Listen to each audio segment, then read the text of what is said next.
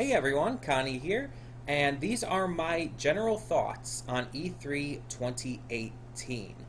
So, I watched E3 2018. I watched all of the conferences and whatnot, from the big ones, Sony, Microsoft, Nintendo, to the specific company ones like Bethesda, Ubisoft, and EA. Um, and I'm not going to go over like all of the details and everything here and there, but I do want to mention a few specific aspects of things.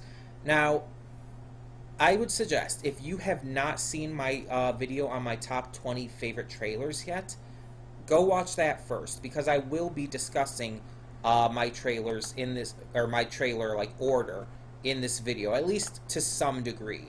I'll be mentioning certain trailers that I liked and like where they rank and stuff like that when they would come up. So the first thing I want to talk about is the big three. And I'm actually going to go in opposite order here. So we're going to start with Nintendo. So Nintendo's conferences for, honestly, as long as I can think back to, as long as I can remember when from actively watching E3, they've done this Nintendo Direct style conference where it's just a video. And this year's was no different. This year's video featured very minimal stuff. Like we had a few trailers for different games coming. We had this like highlight reel of a bunch of like smaller games that were coming to the Switch and whatnot. And there were like a couple trailers for like more notable ones. But the vast majority of the time that Nintendo focused on was spent towards Super Smash Bros. Ultimate, which is honestly expected. Super Smash Bros. Ultimate was going to be their big game for this year. Every year they have that big game that really just takes up the spotlight, and of course this year was going to be that. We didn't know going in pretty much anything about it except that Inkling was going to be in it. All we knew is that there's going to be a new Smash Bros. And Inkling was going to be it. That's it. So going into this, we found out quite a bit of big important info. We found out first of all the name. Super Smash Bros. Ultimate, which goes into the next point, but I'll get to that in a second. Let's talk about the name. The name itself is a really good name. Like, we've had Super Smash Bros. Melee, Super Smash Bros. Brawl, and then this recent one was just called Super Smash Bros. For Wii U and Nintendo 3DS. It didn't really have that subtitle to its name, and it kind of felt like it was missed. Like we were missing that kind of subtitle. It felt like at that point it had become part of the series. So to see that kind of thing return, and to see something like Ultimate, that's great. It sounds good. It works for the series. I mean, sure, we had Melee and Brawl before, and they're both like basically synonyms for a fight. Ultimate really isn't, but it still works. It still has that powerful like punch that it packs. You know what I mean? Also, as I said, it kind of ties into the next big thing that they announced about the game. Every fighter from the past games is returning. If they have been in Super Smash Bros. In any of the games before, they are coming back. Every single one. That's big. That's like a crap ton of fighters. And it means that everybody's favorite characters are coming back. There's a lot of characters that were missed in the last one, such as Wolf and Ice Climbers and Snake. And people have been wanting them to come back, and they're all coming back. But we also got two new characters to talk about. We got Daisy, who is an Echo Fighter to Peach. They talked a little bit about Echo Fighters and what a lot of people had previously referred to as clones. They basically have the same kind of fighting set as other characters.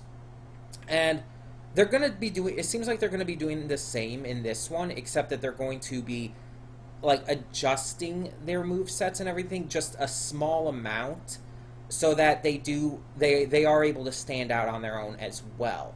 But Daisy is going to be an Echo Fighter for Peach, so a lot of the moves are going to be the same, but I guess the way they're handled, the way they're done, will be a little different. We'll have to see for sure when it comes out. We also finally have Ridley. Ridley has been extremely wanted by the fan base for the longest time. The fans wanted him in Smash 4, but we didn't get him. But now we did. Now we finally get Ridley. Now, they did say that there will be not as many new characters because of how big the roster is this time, which makes sense. But there's definitely still going to be more, I feel. We have 2 new characters added into the 70 plus characters we already had returning. I think there's going to be a few more coming down the line. Not sure exactly who. We might get another Legend of Zelda character. We might get another Mario character. Maybe a Donkey Kong character. I don't know. There's a lot of speculation, a lot of ideas, a lot of choices.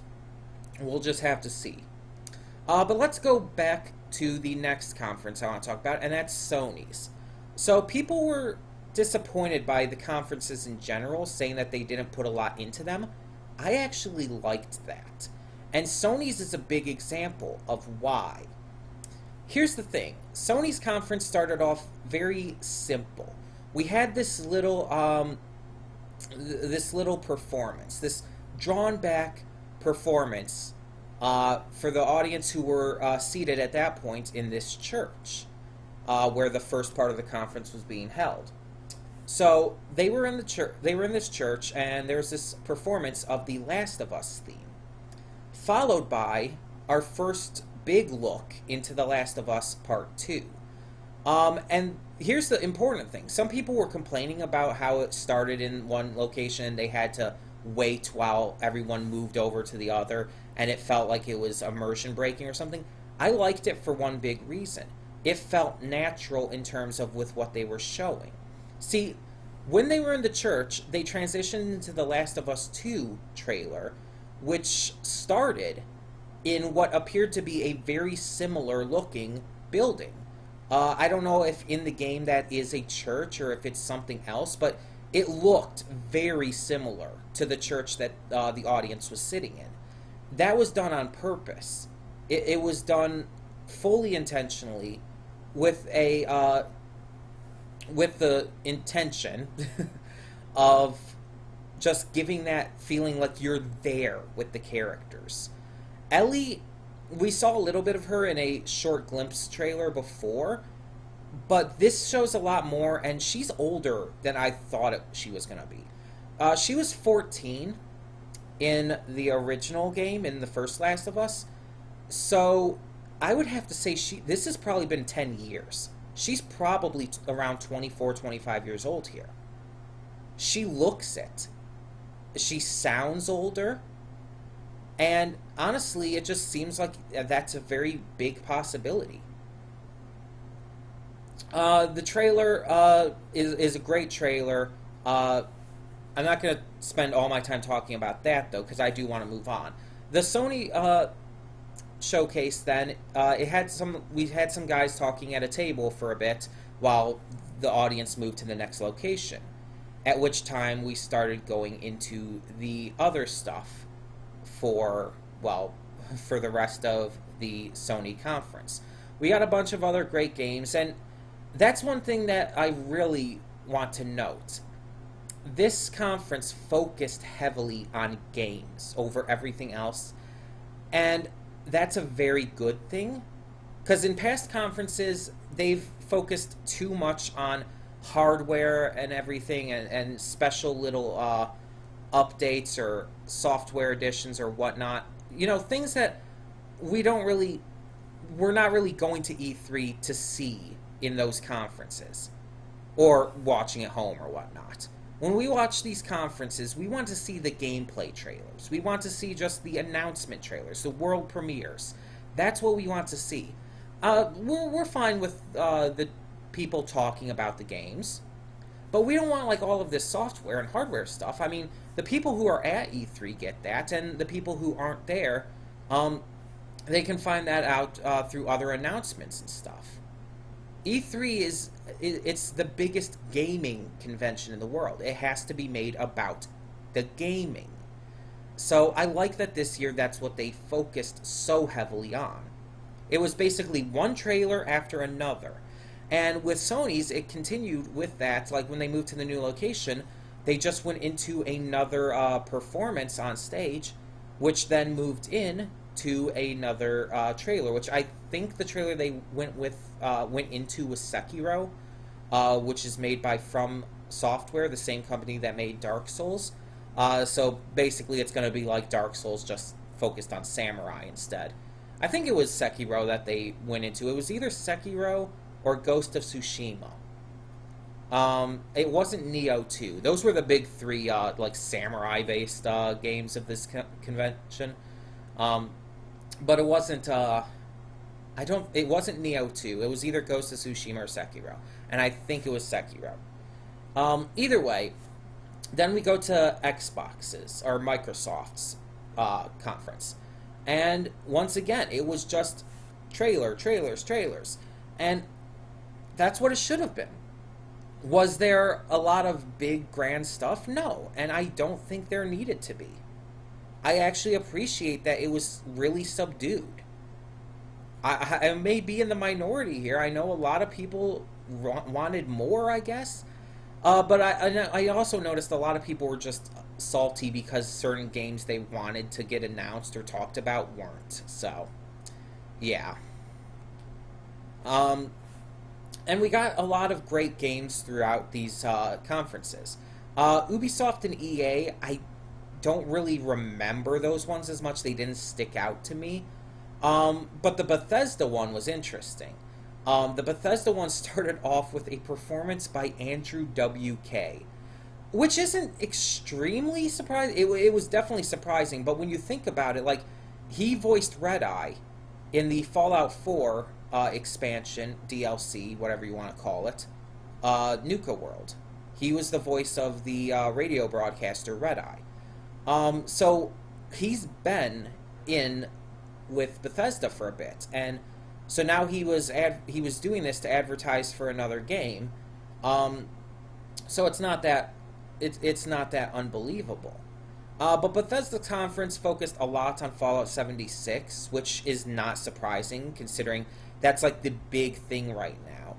But they went into some other stuff. They went into some like smaller games that they're going to be talking about. Like there's this new one coming called The Elder Scrolls Blades, which is apparently going to be like the Elder Scrolls equivalent of Fallout Shelter, except it looks like it's going to be just an ordinary Elder Scrolls type game. And Todd Howard said it was going to be a big game too. So I'm interested to see where that goes. It's apparently going to be completely free to play, and it's going to be on all of the systems and consoles and all, including PC, he said. So if that's the truth, and if my computer can handle it, I do plan on getting it, and that would be great to do for a live stream. But there are other ones, and there was one game mentioned. I don't remember which conference it was. I don't remember. I'm just going to mention it here right now, because thinking about Bethesda and Elder Scrolls. There's a game called The Forgotten City coming out. And you might remember, I just recently played a Skyrim mod called The Forgotten City. That's not a coincidence. This game is literally a game based off of that mod. They took that mod and are making a full game out of it. That's awesome, actually. I really love that. It's probably not going to be a super long game. They could probably extend it a bit. And from the trailer, we saw that they definitely changed the aesthetic of it. But they kept certain things in, like the sins of the many or the sins of the few or whatever that line was.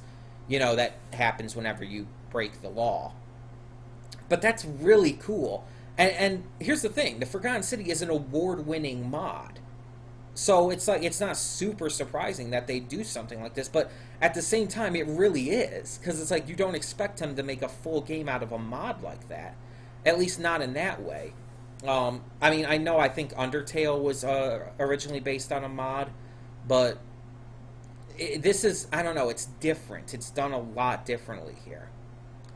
But yeah, all of the conferences were pretty great, but Bethesda kind of did the unexpected, because it's like they're talking about all this stuff. They're talking about Fallout 76. They're talking about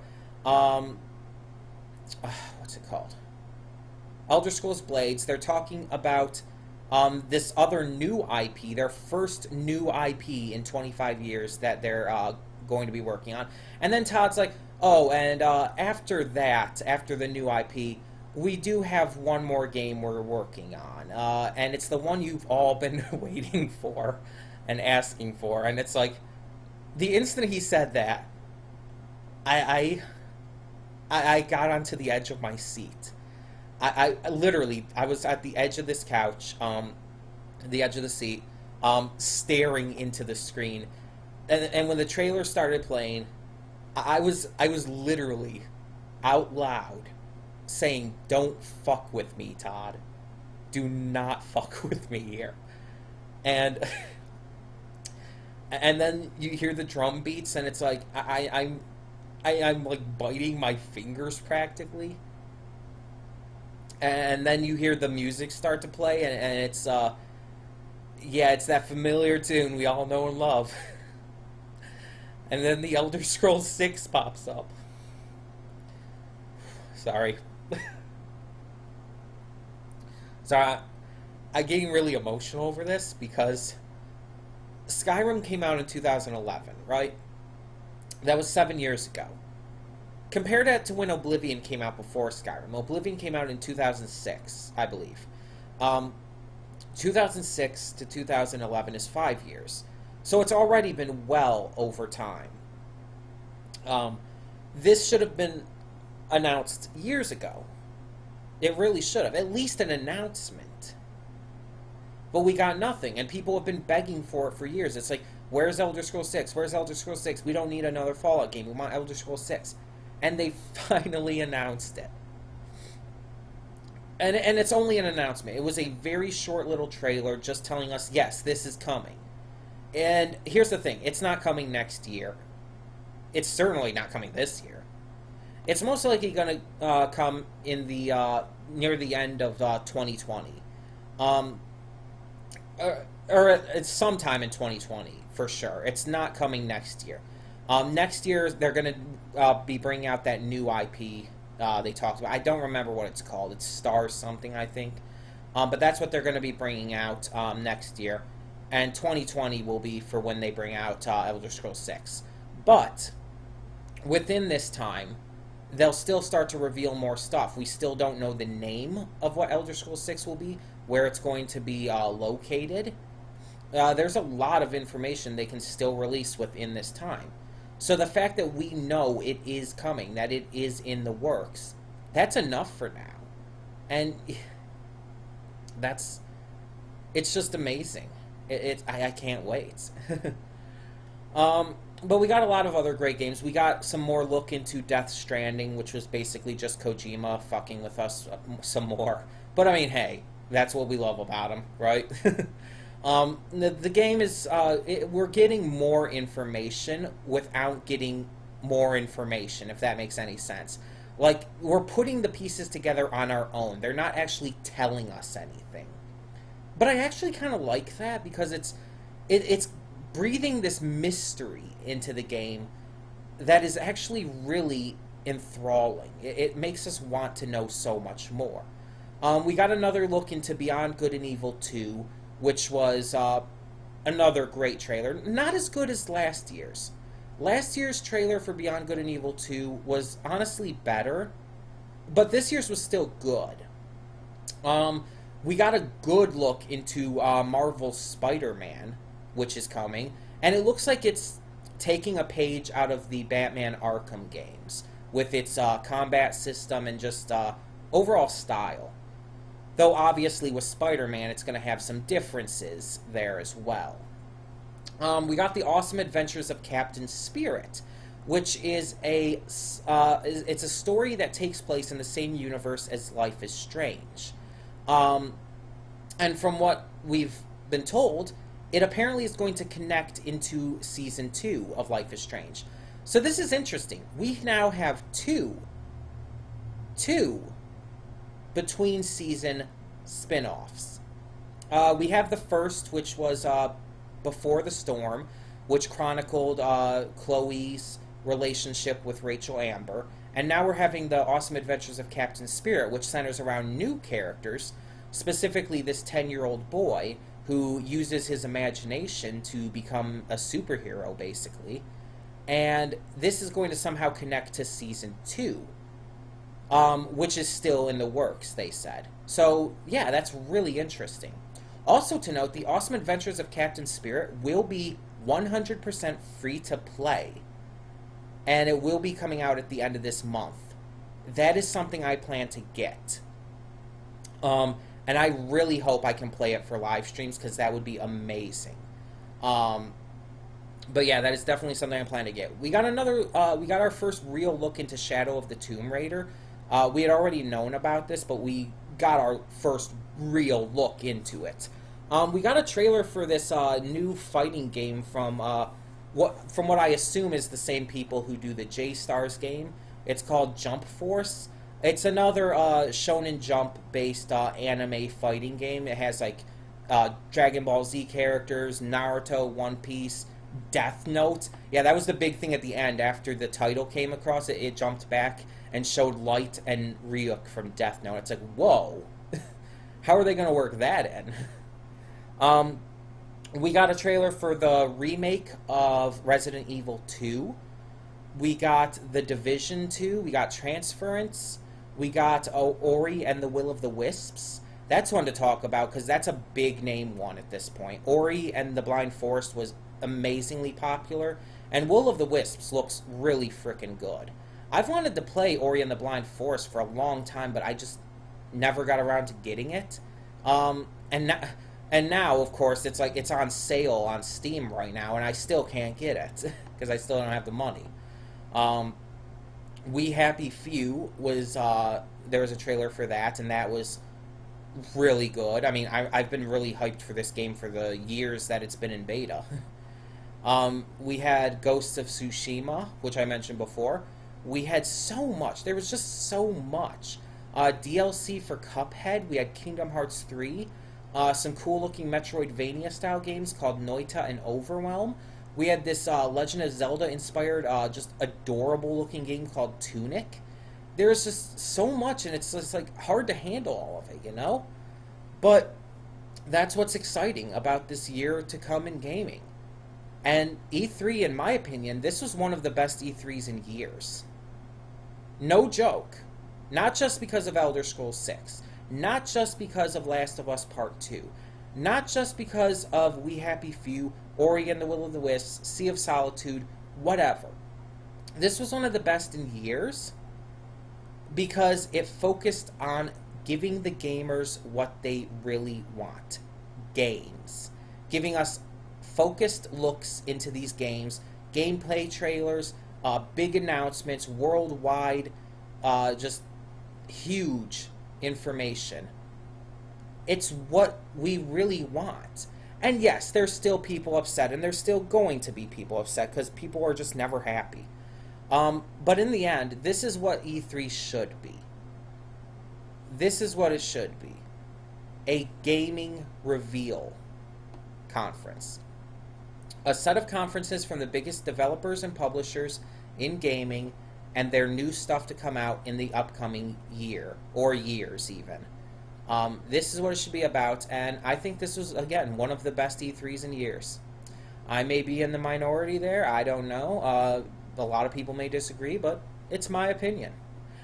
Tell me in the comments below, though, what did you think of E3 2018?